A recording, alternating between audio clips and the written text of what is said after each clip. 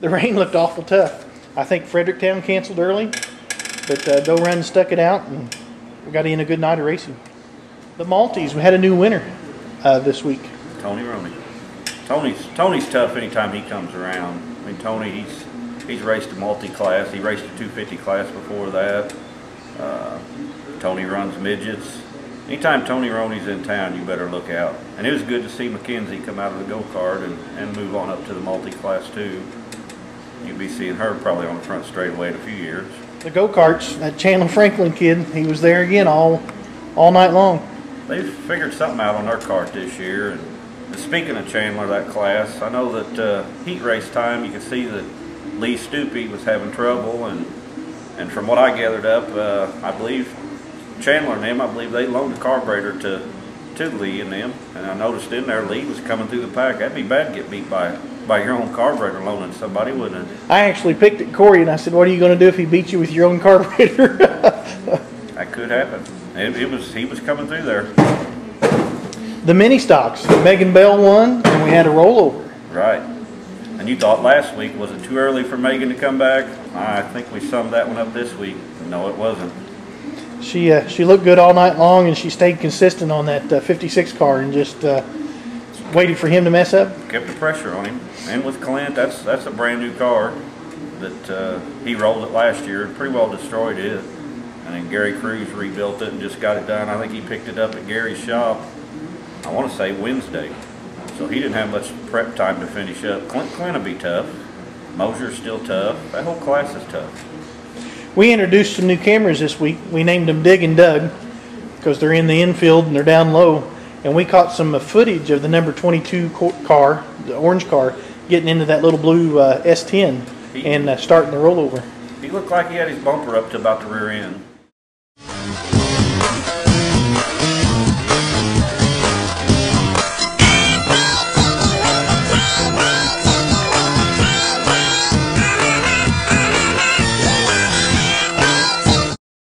Pure Streets. Jimmy Randolph put the class together.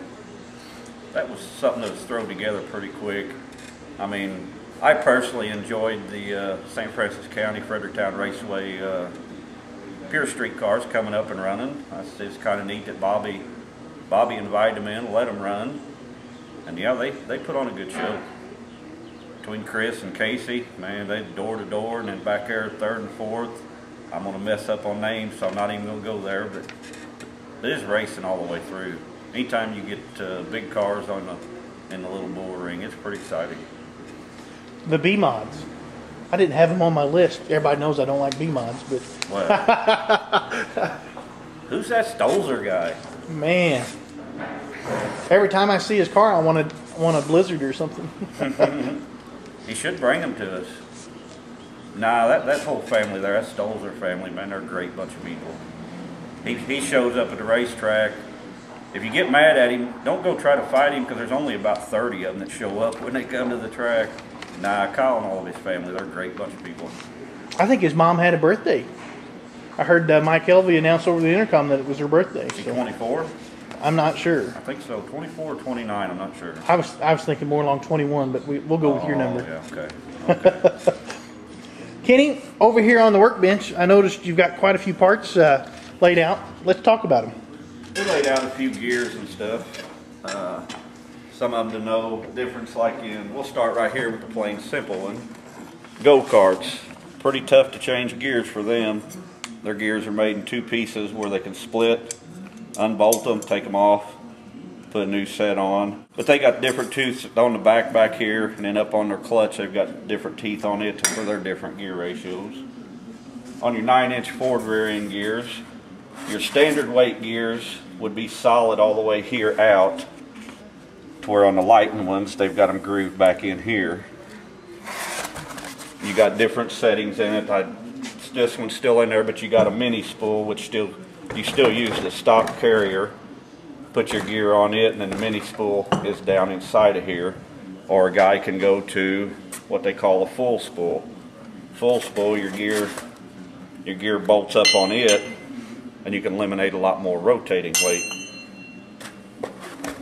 So when you go with a full spool, you get rid of You get rid of, when you go with the full spool, you get rid of all this carrier, which is a lot of rotating weight that you start getting rid of. Which makes the car rev faster? Yes. These don't really affect us out at Doe Run because none of us can run quick change unless that Stolzer guy's got them in his car. But your quick change gears, you just got 2 gears that go together on the back of your rear end. You got a plate.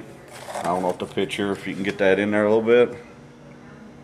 Kind of shows you got your plate up here. You unbolt that, pop it off. You take and swap 2 gears around, put it back in. You can change the gears in a little bit of no time on it. So you don't have to pull your axles. Correct. So that saves you time. Correct. It's basically just those bolts in that back cover and pop the gears off. I have to look. I do think that's what Stolzer's probably got in his car. Caught him last year with a traction control box. I've been running it, but I think he took it back out of my car Friday night. Is that why you didn't win? That's it. That's why. No, he's tough. Kenny, I'm going to put the rules up on the screen for everybody to read.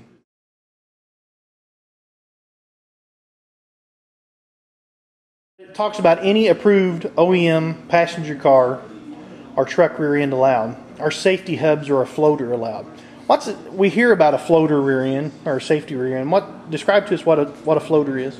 On the floater rear end, your axles just sit and they float in the housing. They're splined on each end, and they'll float in housing to where the non-floating ones, the axle bolts in.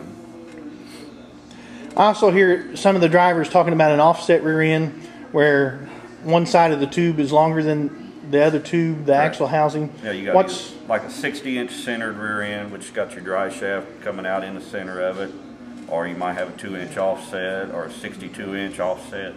Just depends on the car, what rear end width of the rear end it needs in it. So it's not really a performance difference, it's just how the chassis is made. Right, just how the chassis is made. An inspection hole is required in the housing. Is that for... See, I think that might be a misprint on that, really.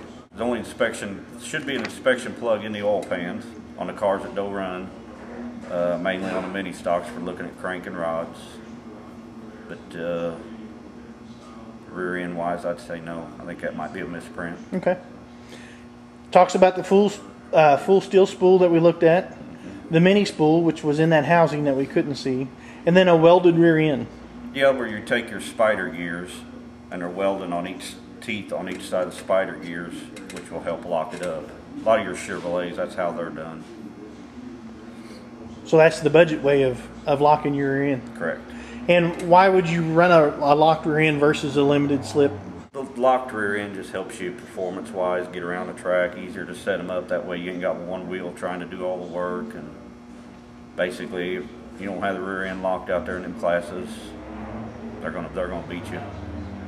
We talked about the no quick change rear ends, which was the plate that comes off the back and just change the gears. The rules also say no cambered rear ends. What's a cambered rear end, and why don't we want those? Cambered is a lot of just the lean, and if you're looking at the if you look at the axle, I'm a hands person. My wife gives me a hard way to go. Instead of the wheel being straight up and down on the axle, they may offset camber it to where when you go in the corner and you get to roll the car, it always keeps a solid patch on there. I don't know how many, there might be several out there, but I don't think many people are trying to do it in our form of racing.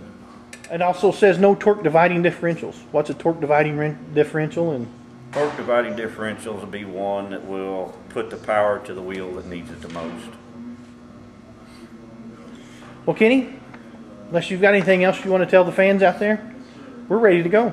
Just sorry that we're a day late on getting this in, but paparazzi's been going after me after seeing last week's show. I've had TMZ by the house, ESPN, Spike TV, and they won't leave me alone. I guess they want me to come on there, and I guess me and Kenny Wallace will be partners on there.